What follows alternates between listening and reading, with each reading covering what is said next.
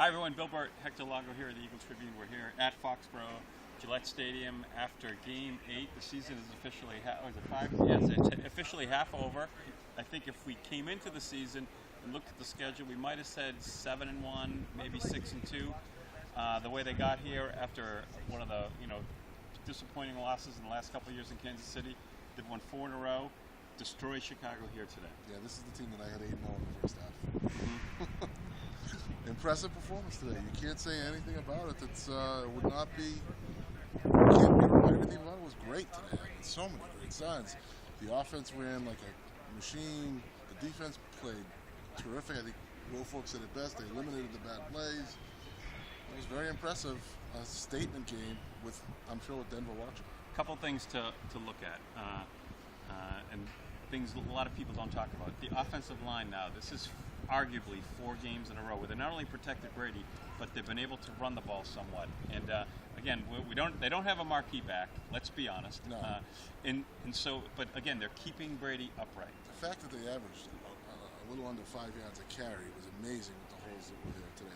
The offensive line dominated in front. I'm still trying to figure out if Chicago played with 9 or 10 players out there. They were outmanned at every level. Receivers were running free.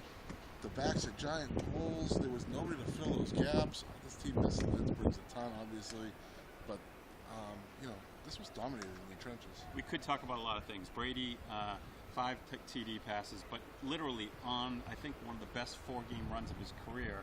Very comparable to 2007, where he was very similar, but he probably had a couple more TD passes. LaFell steps up. Maybe he looks like the wide receiver that you don't really want to call him a stretch the field wide receiver, but a dependable guy. He's had a couple good games in a row. 11 targets today, 11 catches.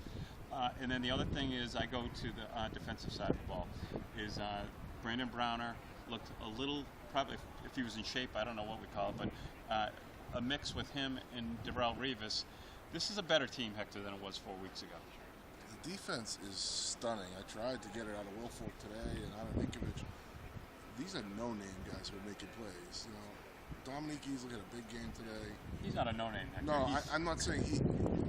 But the other guys, Walker and 90 and 98, I don't know who they are. Obviously, Zach Moore. But they make plays. They get you off the field on 3rd down. 3 for 11 or 4 for 11 Chicago was today. They could not hit the Patriots had to get them. And look, you said it before the game. They're just going to lay back and Cutler have all the underneath stuff and let them run until they get nervous and impatient. That's what they did. They get nervous and impatient. That defense looked good today. Let's be honest. I honestly, the Darrelle Revis thing has really worked out. I keep listening the last couple of weeks, and I know radio. I don't want to go by what people say on radio, but very hard on Darrelle Revis. I just think he has changed this defense because this defense was bad. Look, he is a stud. He's going to give up plays. We all see. We all saw Deion Sanders in his prime. We all see guys like Champ Bailey and these guys make plays. But we don't pay attention when they get beat. You only pay attention when your guys get beat. And it's going to happen. He gave up 4 catches to Eric Decker.